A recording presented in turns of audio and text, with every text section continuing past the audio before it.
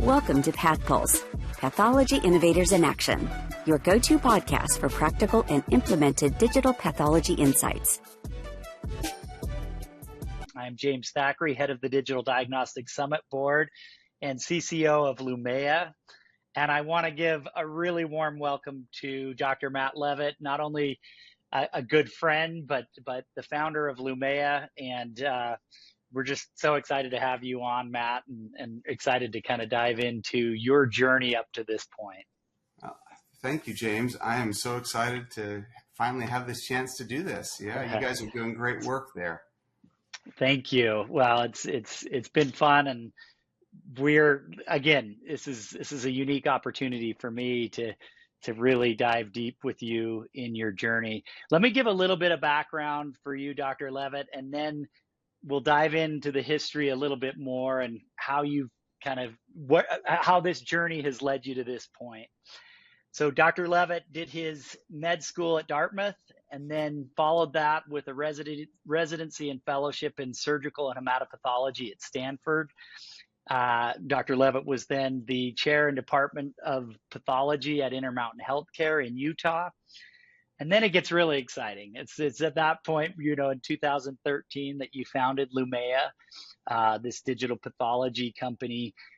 You went on to found another company, PathNet, that is a laboratory out doing great work built on the Lumea backbone. And you've also founded the DDX Foundation. Tell us about when you really kind of recognized like digital pathology was going to be something that you wanted to be a part of. You could see that it was going to be something the industry would have to adopt at some point in time. Take us through the timeline of when you recognized that, and then the kind of why and the what you did from there. Great question. And it's a question I sometimes find myself asking myself, how did I end up here? so let's go way back, actually. I knew that I wanted to be involved in leveraging digital technologies to improve care before I knew I wanted to be a pathologist. So if you go back to my med school application in 1997 when I applied, back then, this makes me sound like a geezer, but the internet was new. When we're close to the same age. I think you're younger than I am. At least you look a lot younger. Barely. Anyway, the internet was new, and the idea of being able to connect places to the world that had been previously disconnected meant a lot to me. So I grew up working on a ranch in rural southern Utah.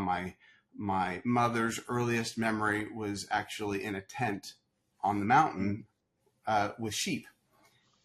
So my grandfather, her dad, was a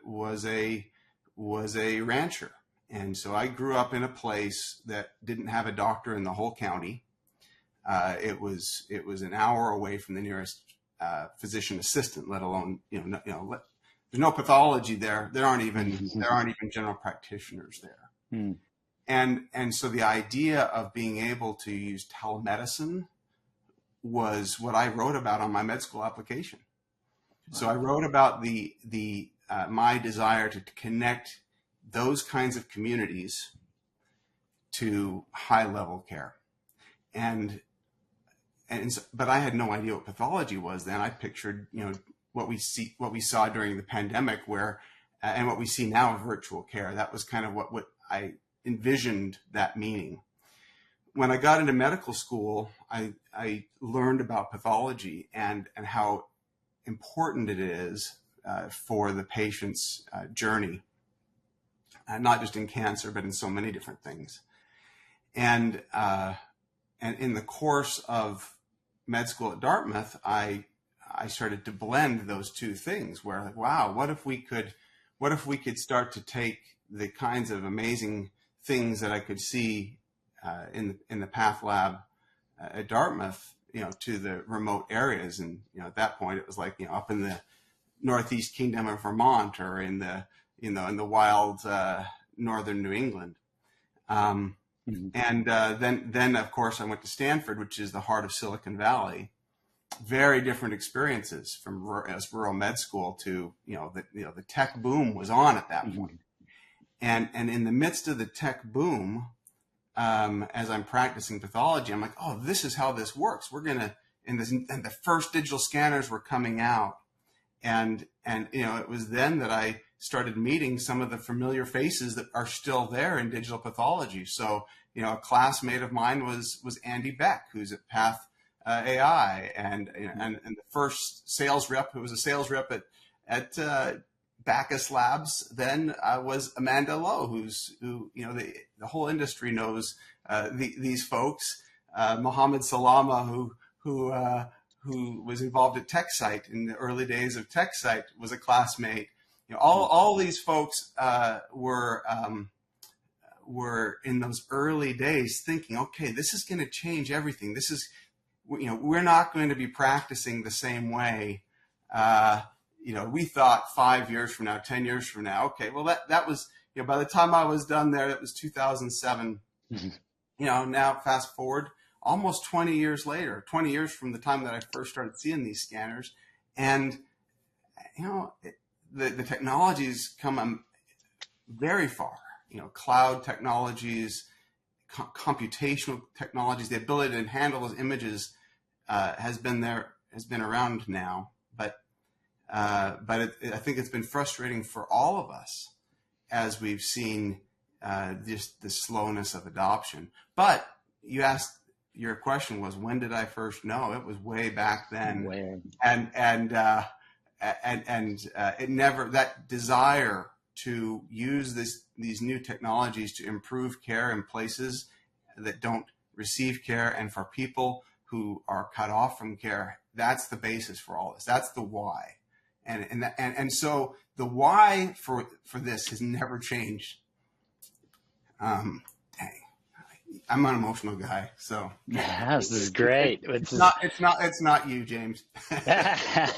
No, you're a visionary, and the why is the passion behind it, and it's exciting. It makes it what's real about the whole thing. So, but the why has never changed, and so the why has been there for a long time, and it's still what drives me, and it's still what I'm excited about. And what, my career has taken a very different path. I never thought I'd be a pathologist. I never dreamed that I would leave my practice to start these companies. But if you look at my career, it's sort of a 3-act play. My career after leaving Intermountain, Lumea is Act 1, PathNet is Act 2, and what I'm doing now is Act 3, and it's all the same play. Again, the vision hasn't changed, the purpose hasn't changed, and what I'm trying to do hasn't changed. I've just learned. I've learned more in each act, and so that's, hopefully we can cover some of that today.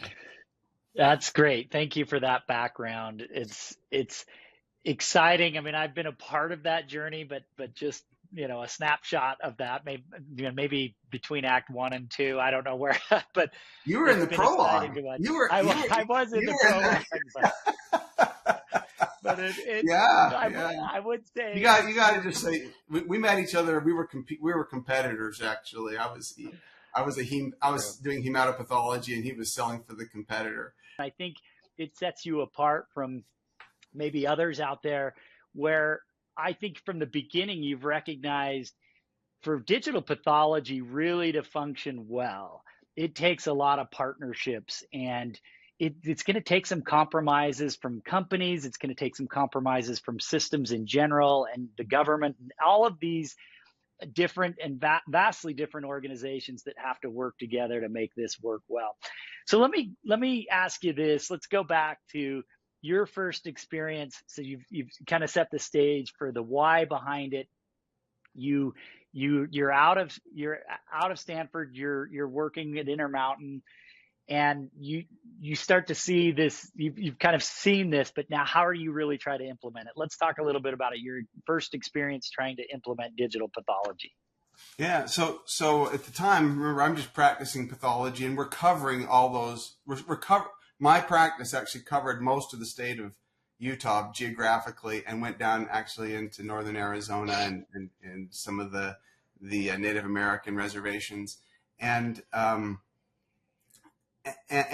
so I was in the place where we were trying to figure out how do we improve care in those hospitals. We covered those hospitals, and the opportunity to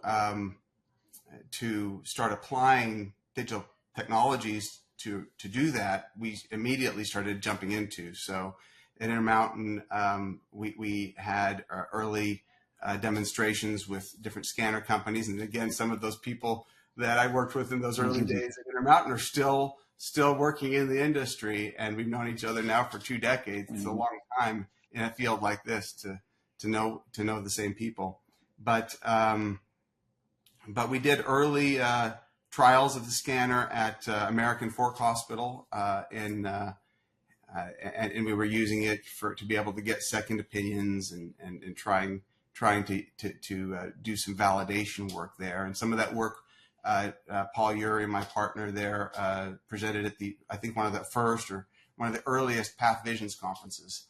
Would have been, so I don't know when PathVisions started, but I think it was 2008 when he presented our work there. Wow. And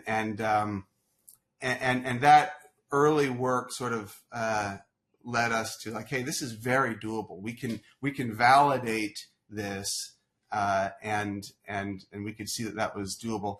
At the time, we tried to convince the corporation to invest in scanners, and let's do this.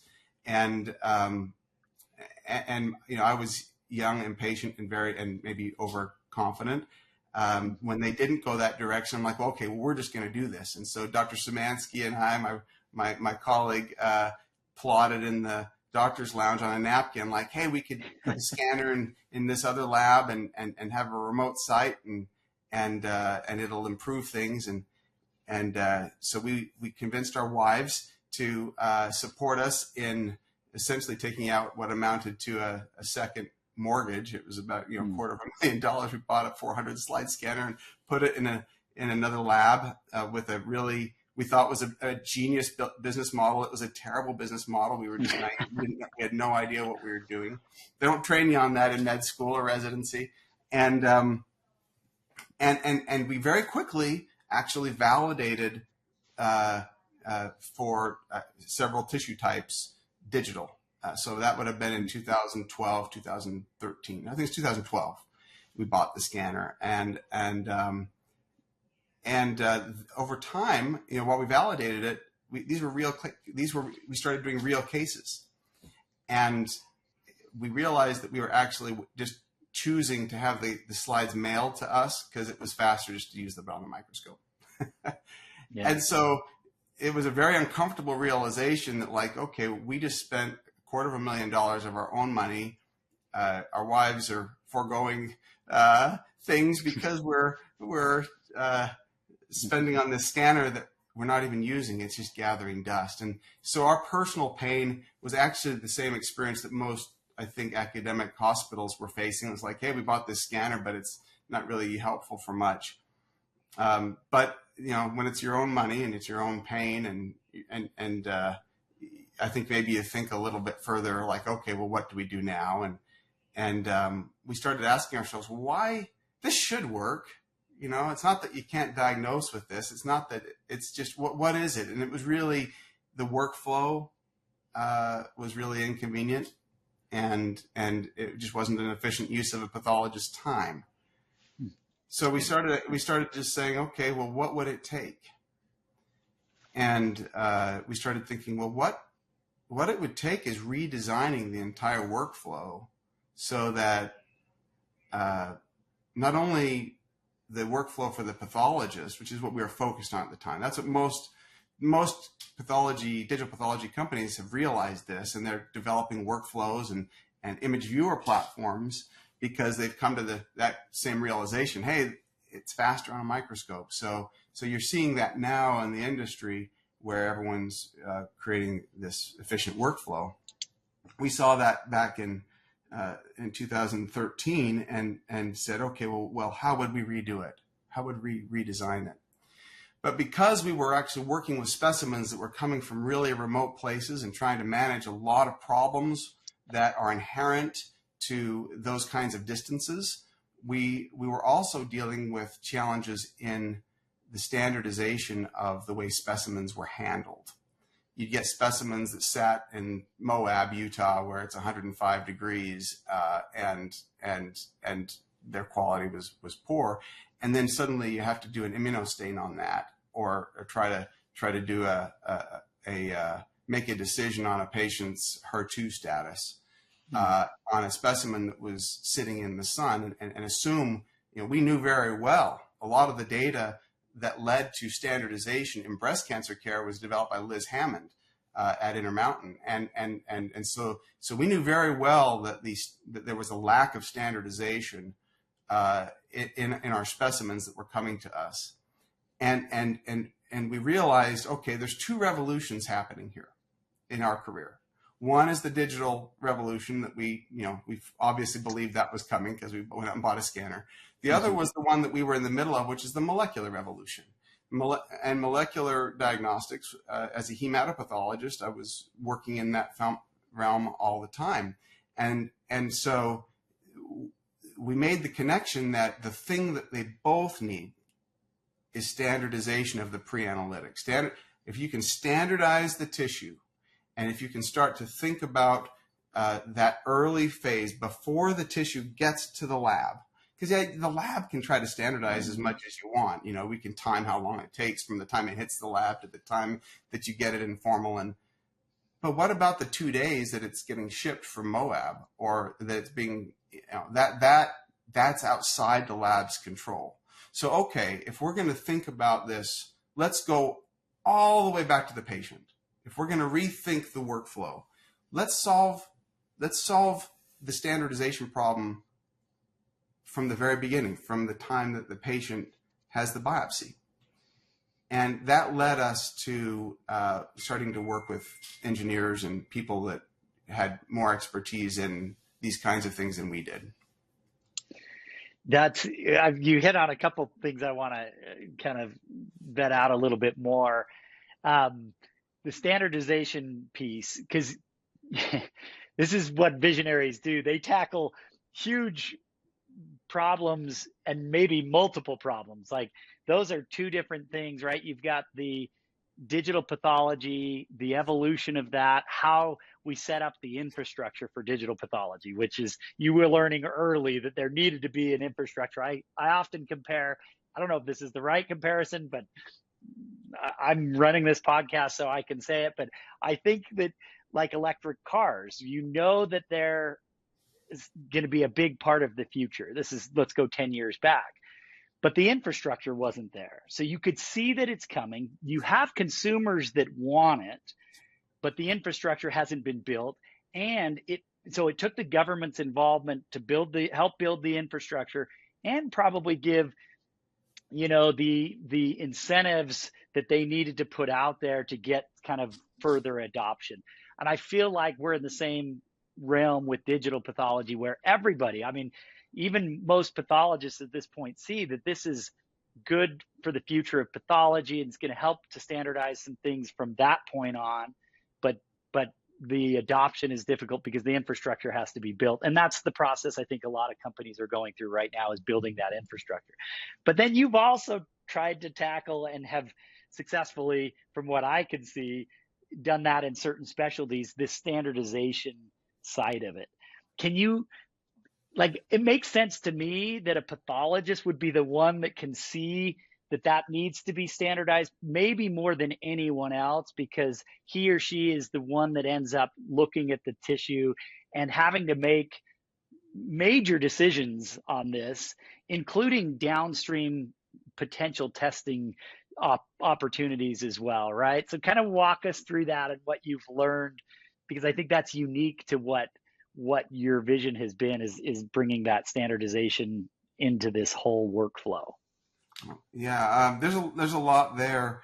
Yeah. I think one of the problems that we, as a specialty, have to deal with is, while subspecialization is wonderful, it also leads to silos. And you know so much about that one thing, and so if you can get that person who knows so much about that one thing, you're going to get the best person for that thing. The problem is there's limits to what each person can know, and so that person may not know a lot of the other parts of the process. Pathology in general has forgotten histology. We know it's important. And people will probably contest that. I would have certainly contested that statement before I went on this journey, but not until I ran a histology lab and really got into the details of overseeing histology labs did I realize how much I didn't know when the slides were just showing up on my desk, and my only interactions with the lab were to cut deeper levels or to order stains and to show up for lab week, or a PR trip down to southern Utah to make sure the specimens keep coming.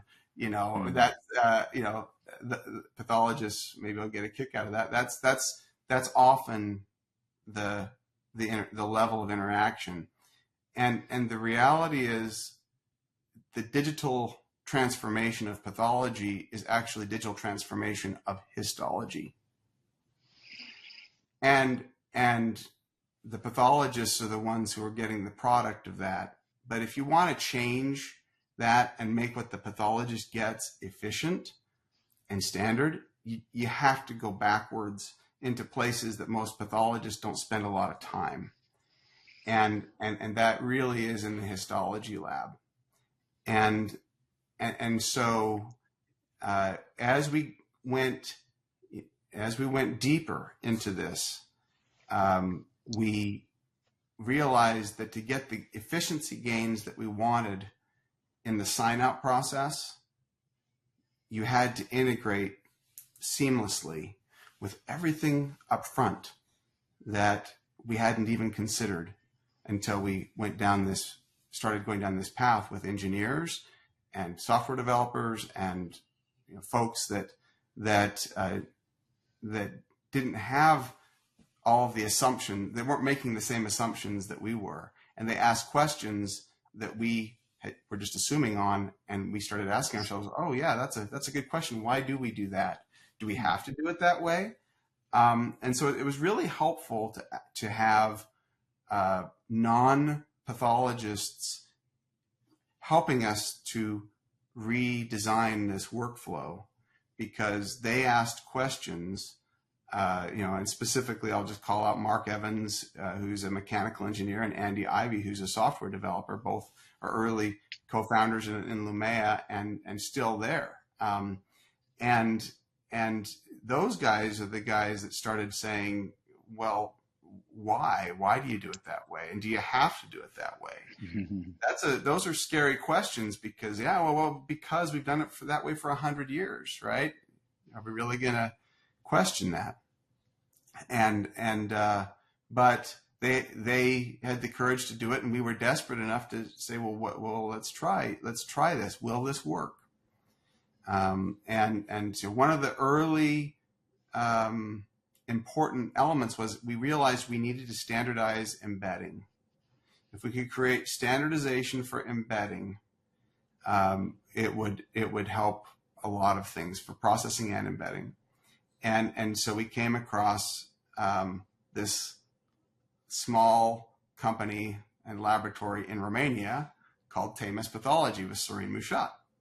And it was just somebody on HistoNet. The histotechs who are listening to this will all know what I'm talking about. HistoNet is the secret society of histotechnologists on the internet.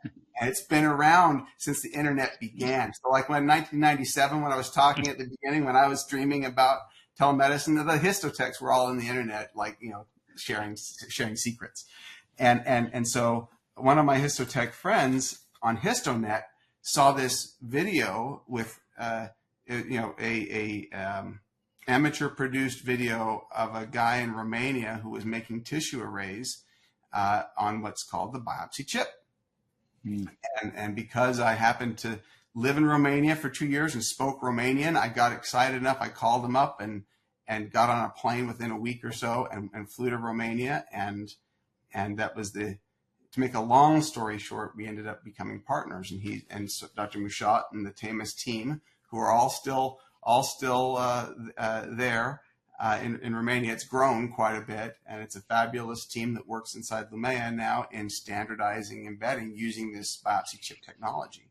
So that was a big, that was a big change that we realized would make a big difference, not just in the efficiency in the lab and in improving the way the tissue was handled, but it makes a huge difference in the workflow. And that's really what we were focused on at the time was, yeah, it's good to standardize the tissue handling, but what we're focused on is just finding things that will make the workflow for the pathologist better. That's great. I appreciate that. And that standardization piece is so crucial to your point. I mean, we can kind of get into that a little bit more, but it not only standardizes the way the tissue is handled from the time of the biopsy, which I think is, again, it's not that there hasn't been a standard, it just maybe hasn't been ideal.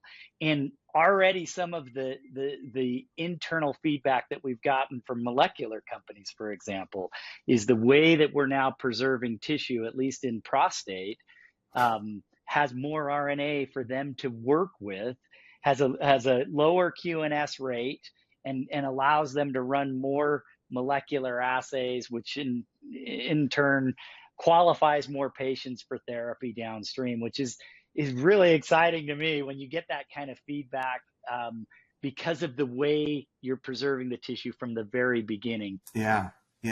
Well, we decided to start with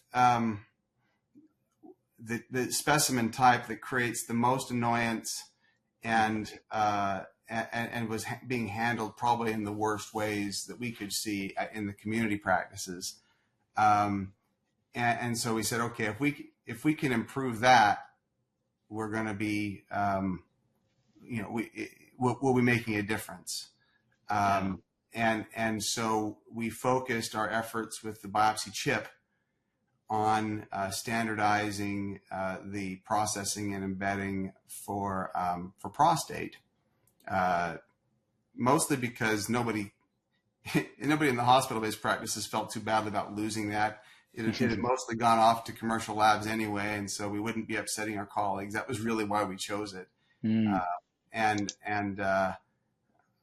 But it turned out to be a good one because it also was a part of the pathology economic system that was under strain. So because of the commercial labs that had focused on prostate biopsies and building businesses around that, Medicare kind of caught on to that and said, okay, we're going to target urology and we're going to lower the reimbursement on that because people are making too much off prostate biopsies. That was, tough for most of the industry, but it was actually very helpful to us because it created some shared pain in the industry that people realized, hey, I had a lab that was profitable before 2012. Now we're losing money because the reimbursements come down. We got to find a solution. I think when we think about the standardization, the first half of it from the time of biopsy, I guess I'd like to connect that now to where most digital pathology platforms start, which is the time they get the slide. So now you've done this pre-analytic work. You've changed the workflow. You've standardized it. You've brought in some efficiencies into the histology center. You've done some cool things in the way you're preserving tissue. Walk me through now how that connects to what we started to talk about, which is digital pathology, and how that kind of syncs together, and maybe workflow, because you mentioned workflow with the pathologist. Like, how does that tie together? Well, yeah, I'll kind of answer that by sharing more of the story. Yeah. And if I miss anything, come back to it. But when we started off, we just wanted to practice digitally, but then these technologies that were very, very different, like the chip, like the biopsy board, even all the digital tools and the workflow that we developed was different enough that we realized, hey, we might not just be an innovative practice. We might actually be a technology company. So like in 2018 or so, I didn't know what we were. I didn't know, are we a technology company that has a lab? Or are we a lab that has just really good technology chops? And, but then, around 2018, 2019, the lab just started to grow like crazy and was generating a lot of revenue and was disrupting the market substantially. The biopsy board was really driving a lot of that. And so as our volume started to go up, we started to get some calls from some of the molecular companies like Myriad. It's like, your slides look weird. They're different than others. Can we do our testing? And so we started developing relationships with some of the molecular companies to make sure that what we had done for workflow, for the pathologist convenience and for the efficiency of the digital workflow, we wanted to make sure that it wasn't messing up the molecular testing. Remember, that was something that was important to me as a hematopathologist. I was aware that might be the case. When we validated it, we simply showed, hey, it's just as good on the morphology. But we hadn't done the complete molecular validation. So we worked with a couple of those companies to make sure that they were not getting worse QNS rates. We just wanted to make sure it wasn't worse. But to our surprise, some of the technologies we developed drastically reduced the QNS rates. Yeah.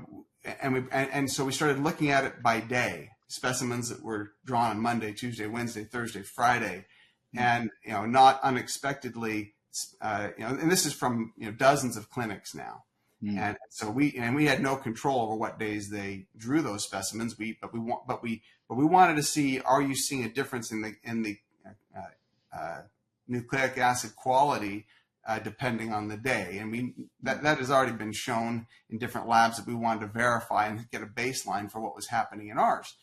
And it turns out we were getting like 10% rejections on those specimens that were on Thursday and Friday because they were often sitting over the weekend before it got processed in the lab. And interestingly, when we changed to the biopsy board, that QNS rate on Thursday, Friday was gone. It went down to I think around 1%, and it didn't have any relationship at that point to the day of the week. Yeah. And so we thought, oh wow, we've stumbled onto a better way to preserve specimens.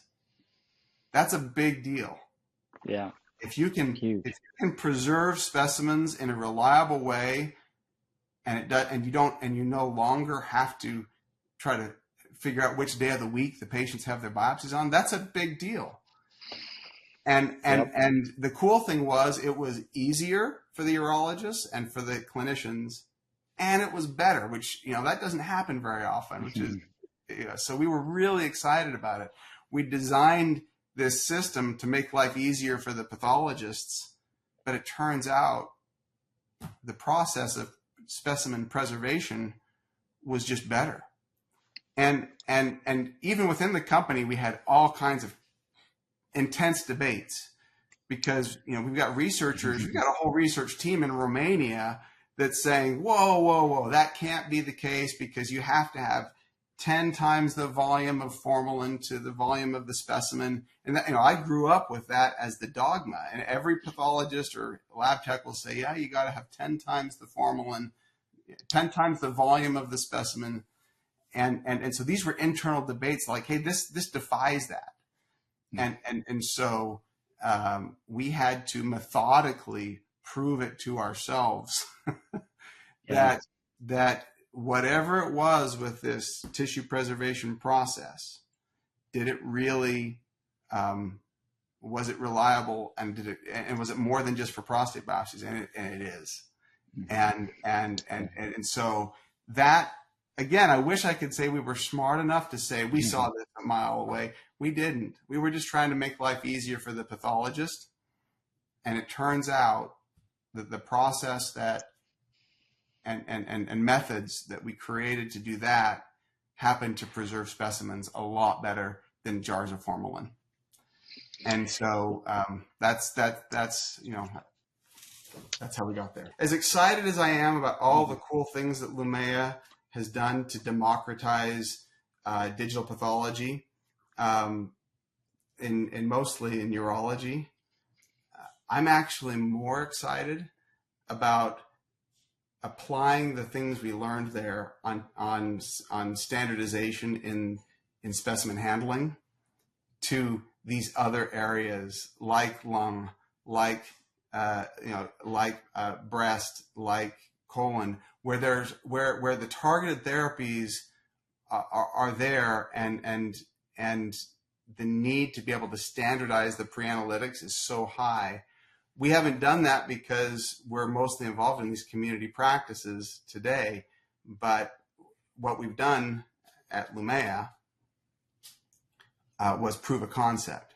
I'm excited where you're headed next, and this is the basis. This is the basis for it. But I'm really excited about that. How about in kind of this last little bit, just speak to us around the state of digital pathology and optimism. I know you're naturally an optimistic person. It's a challenging industry. We talked about, the infrastructure that it takes. Bringing in this pre-analytic piece helps because you're standardizing things, but you're also creating workflow efficiencies.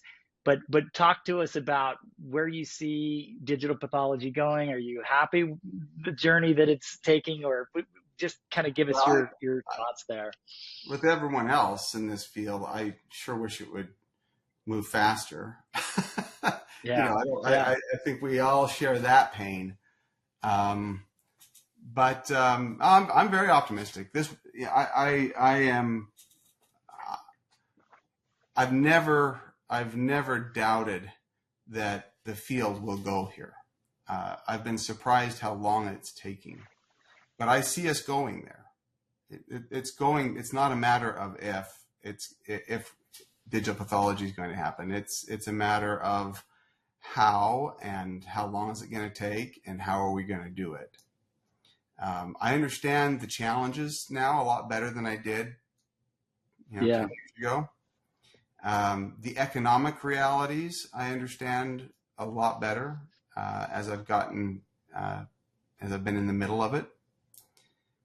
One of the important realizations that we had that I think the field is going to have to recognize is that, well, you hear this over and over again when you go to conferences, and that is there's no ROI in going digital. Mm-hmm.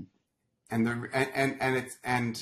I don't think that technology, at least scanners and the technology that we think of today, I don't think that's going to change the economics of that, because I think to do digital well adds cost, and so if you plan to go digital anytime in the next 5 to 10 years, and you don't have a high volume, it's just not going to make sense to do that, to go out and buy a scanner and add the additional cost, unless you can do it as part of a cooperative. So, this happens all the time as industries evolve. New technologies require expenses that small that small players can't afford. Happened in farming, happens in everything. And so the answer, if you're in a small lab or in a small clinic and you want to be at the cutting edge and go digital, you have to find a way to share the costs of that with others. And so that's what we learned at PathNet. We took a lot of small labs that had no business going digital, and connected them into a hub that served all of them, sort of in a cooperative type model. And that improved the economics of everybody who was part of it. And so that was an important insight. And what does it lead to? Instead of 20 labs that all do it slightly differently, it creates standardization. So by just leveraging collectively, by small hospitals and small labs working together in their communities to invest in digital as a community, it enables that community to standardize. So that's why I'm doing the foundation now, is to try to get labs to work together to solve some to alleviate some common pain, and to give them the ability to go digital when it probably doesn't make financial sense for them to do it in any other way. That's great. That's a great summary, and it kind of really hits back to your, I think, innovative vision. Like, it's just one more way that you have to be creative in a very challenging industry where you have economic and infrastructure challenges. We work to try to resolve those on our own there, or collectively there. But if you're not being creative, like the pre-analytic things, how do we standardize this way and bring ROI into that piece of it so that you can justify going digital, and then to this, like a co-op potential, so that more can have that opportunity to participate in this.